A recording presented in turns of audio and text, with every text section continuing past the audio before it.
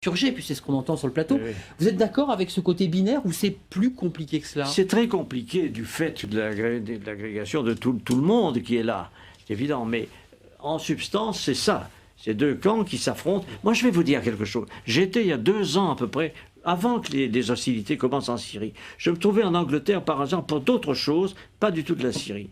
J'ai rencontré des responsables anglais. Et quelques-uns qui sont mes amis m'ont avoué, en me sollicitant, qu'il se préparait quelque chose en Syrie. C'était en Angleterre et pas en Amérique. L'Angleterre préparait l'invasion des rebelles en Syrie. Et on m'a même demandé à moi, sous le prétexte que j'étais ancien ministre des Affaires étrangères, si je participerais comme ça. J'ai évidemment dit le contraire. J'ai dit, écoutez, moi, je suis français, ça ne m'intéresse pas. Mais c'est pour dire que cette opération vient de très loin. Elle a été préparée, conçue, organisée. Dans quel but Excusez-moi, dans quel but?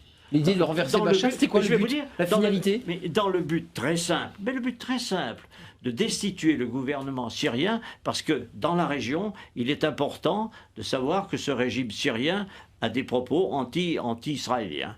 Et que par conséquent, tout ce qui bouge dans la région autour, moi j'ai la confidence du Premier ministre israélien qui remonte très longtemps, qui m'avait dit on essaiera de s'entendre avec le Premier ministre, avec les États autour. Et ceux qui ne s'entendront pas, on les abattra.